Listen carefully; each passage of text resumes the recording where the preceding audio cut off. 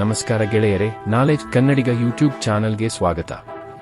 ಭೂಮಿಯ ಮೇಲೆ ಜನಿಸಿದ ಪ್ರತಿಯೊಬ್ಬ ಮನುಷ್ಯನ ಭವಿಷ್ಯದಲ್ಲಿ ಈ 5 ವಿಷಯಗಳನ್ನು ಜನನದ ಮೊದಲೇ ನಿರ್ಧರಿಸಲ್ಪಡುತ್ತದೆ.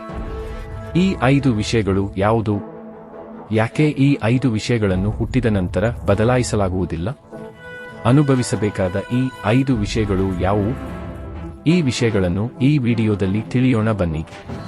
ಅದಕ್ಕೂ ಮುಂಚೆ ಎಲ್ಲರೂ ಬರೀ ವಿಡಿಯೋ ಮಾತ್ರ ನೋಡ್ತಾ ಇದ್ದೀರಾ, ಯಾರು ಚಾನಲ್ನ ಸಬ್ಸ್ಕ್ರೈಬ್ ಮಾಡ್ಕೋತಿಲ್ಲ. ನಮ್ಮ ಚಾನಲ್ 1000 ಸಬ್ಸ್ಕ್ರೈಬರ್ಸ್ಗೆ ಹತ್ರ ಇದೆ, ಹಾಗೂ ವಾಚ್ ಹವರ್ಸ್ ಕೂಡ ಜಾಸ್ತಿ ಬೇಕಾಗಿರುವ ಕಾರಣ ವಿಡಿಯೋನ ಶೇರ್ ಮಾಡಿ ಹಾಗೂ ನಿಮ್ಮ ಸ್ನೇಹಿತರನ್ನು ಈ ವಿಡಿಯೋವನ್ನು ನೋಡಲು ಹೇಳಿ.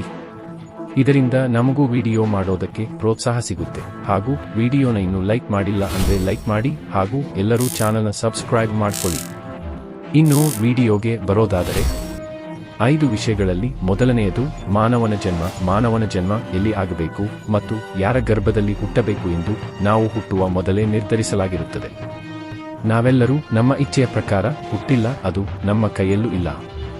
ನಮಗೆ ಇಷ್ಟವಾದಂತೆ ಹಾಗೂ ನಮ್ಮ ಆಯ್ಕೆಯ ಸ್ಥಳದಲ್ಲಿ ಹುಟ್ಟುವ ಅವಕಾಶವಿದ್ದರೆ ಪ್ರತಿಯೊಬ್ಬರೂ ಸಹ ಶ್ರೀಮಂತರ ಮನೆಯಲ್ಲಿ ಜನ್ಮ ಪಡೆದು ಎಲ್ಲಾ ಸೌಕರ್ಯಗಳನ್ನು ಅನುಭವಿಸಬೇಕೆಂದು ಬಯಸುತ್ತಿದ್ದರು.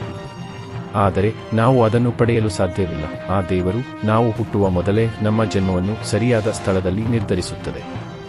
ನಮ್ಮ ಹಿಂದಿನ ಜನ್ಮದಲ್ಲಿ ನಾವು ಮಾಡಿದ ಕರ್ಮದ ಫಲಿತಾಂಶಗಳ ಆಧಾರದ ಮೇಲೆ ನಾವು ಎಲ್ಲಿ ಜನಿಸಬೇಕೆಂದು ಆ ದೇವರು ನಿರ್ಧರಿಸುತ್ತಾನೆ.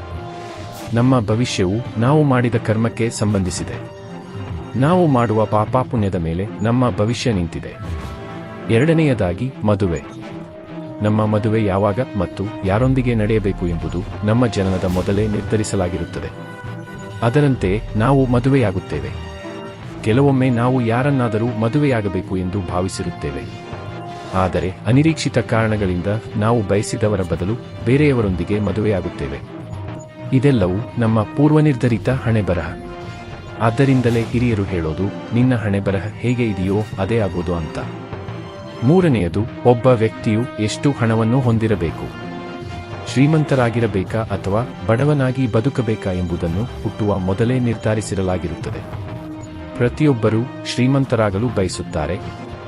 ಆದರೆ ಕೆಲವರಿಗೆ ಮಾತ್ರ ಬೇಗ ಅದೃಷ್ಟ ಬರುತ್ತದೆ ಮತ್ತು ಕೆಲವರಿಗೆ ಅದೃಷ್ಟ ತಡವಾಗಿ ಬರುತ್ತದೆ.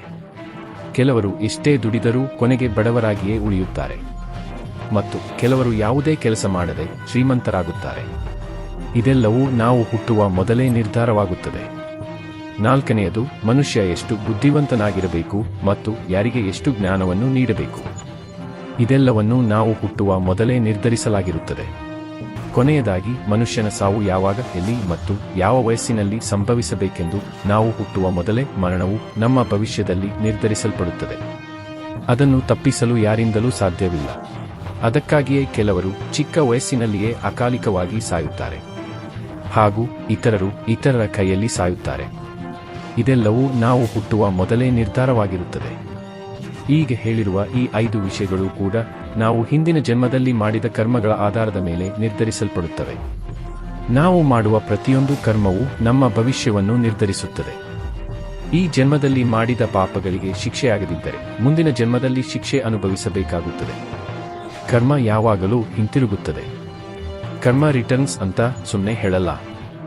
ಈ ವಿಡಿಯೋ ನಿಮ್ಮೆಲ್ಲರಿಗೂ ಅರ್ಥ ಆಯ್ತು ಅನ್ಸುತ್ತೆ. ಈ ವಿಡಿಯೋ ನಿಮಗೆ ಇಷ್ಟವಾದಲ್ಲಿ ಕಾಮೆಂಟ್ ಮಾಡಿ ಹಾಗೂ ಇಂತಹ ಹೆಚ್ಚಿನ ವಿಡಿಯೋಗಳಿಗಾಗಿ ಈಗಲೇ ಚಾನಲ್ನ ಸಬ್ಸ್ಕ್ರೈಬ್ ಮಾಡಿ ಮತ್ತು ನಮ್ಮ ವಿಡಿಯೋನ ಲೈಕ್ ಮಾಡಿ.